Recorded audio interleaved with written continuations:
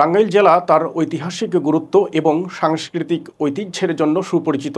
এখানে অবস্থিত জমিদার বাড়িগুলো একসময় জমিদারি শাসন ও রাজকীয় সংস্কৃতির প্রতীক ছিল, যা আজও এই অঞ্চলের ইতিহাসের সাক্ষী হয়ে দাঁড়িয়ে আছে। এসব বাড়ির প্রাচীন স্থাপত্য শৈলী, ঐতিহাসিক গুরুত্ব এবং সাংস্কৃতিক বৈচিত্র্য প্রতিটি বাড়ির সঙ্গে জড়িয়ে থাকা গল্পগুলোকে জীবন্ত করে তোলে। জমিদার বাড়িগুলোর সুপ্রাচীন ঐতিহ্য স্থানীয় সমাজের একটি গুরুত্বপূর্ণ অংশ হয়ে আছে।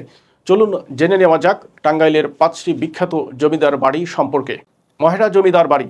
টাঙ্গাইল শহর থেকে প্রায় 18 কিলোমিটার দূরত্বে অবস্থিত এই জমিদার বাড়ি।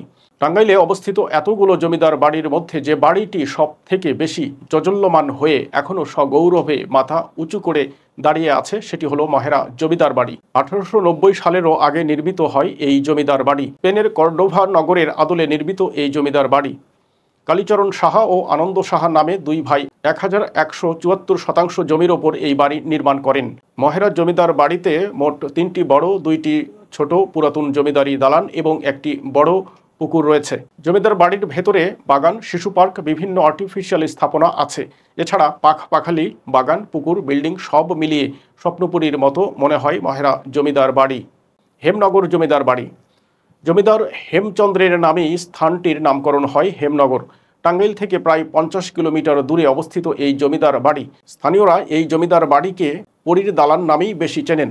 1890 সালের দিকে 1800 বিঘা জমি নিয়ে হেমচন্দ্র এখানে তার সুন্দর রাজকীয় বাড়িটি নির্মাণ করেন। কথিত আছে দিল্লি ও কলকাতা থেকে কারিগর এনে নির্মাণ করা হয় এই জমিদার বাড়ি। পরীর দালানে ঢুকতেই চোখে পড়ে এর মূল ভবনের চাকচিক্য।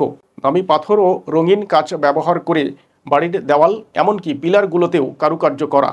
এই জমিদার বাড়ির মেঝেতেও অপূর্ব নকশা করা আছে।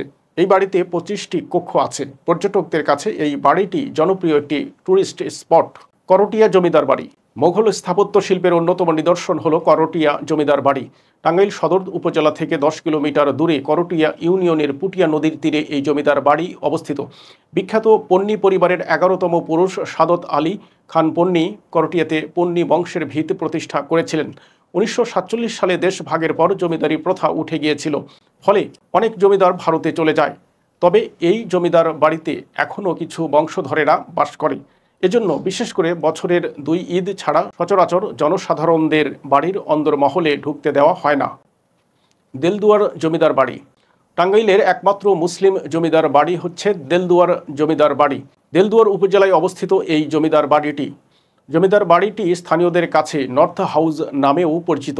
ঔপনিবেশিক স্থাপত্য শৈলীর আদলে তৈরি একতলা বিশিষ্ট এই জমিদার বাড়ির সৌন্দর্যের তুলনা হয় না। লাল সাদা রঙের একতলা এই জমিদার বাড়ির শিল্পকর্মে মসজিদের মতো কারুকার্য দেখা যায়, যা মনে প্রশান্তি এনে দেয়। অন্যান্য জমিদার বাড়ির তুলনায় এটি বেশ ভালো অবস্থানে আছে। এখনও একজন কেয়ারটেকার বহাল আছেন এই রাজবাড়ি দেখভালের জন্য। পাকুটিয়া জমিদার বাড়ি। টাঙ্গাইল জেলার নাগরপুর উপজেলার লৌহজং নদীর তীরে পাকুটিয়া জমিদার বাড়ি অবস্থিত। 19বিংশ শতাব্দীর শুরুতে রামকৃষ্ণ সাহা মণ্ডল নামক একজন ধনাঢ্য ব্যক্তি পাকুটিয়া জমিদার বাড়ি স্থাপন করেন। 15 একর জায়গার উপর 3টি অট্টালিকা নির্মাণ করেন তিনি। এগুলোর একত্রে নাম রাখেন 3 তরক। প্রতিটি অট্টালিকার মাঝে আছে 2টি সুন্দর নারী মূর্তি। তার পাশে আছে একটি করে ময়ূর। 100 বছরের পুরনো ছায়াঘেরা সুনিবিড় পরিবেশ জমিদারদের আমেজটা আজও ধরে রেখেছে। জমিদার বাড়িটি ভ্রমণ পিপাসু ও ইতিহাস প্রেমীদের তৃষ্ণা মেটাচ্ছে আজও।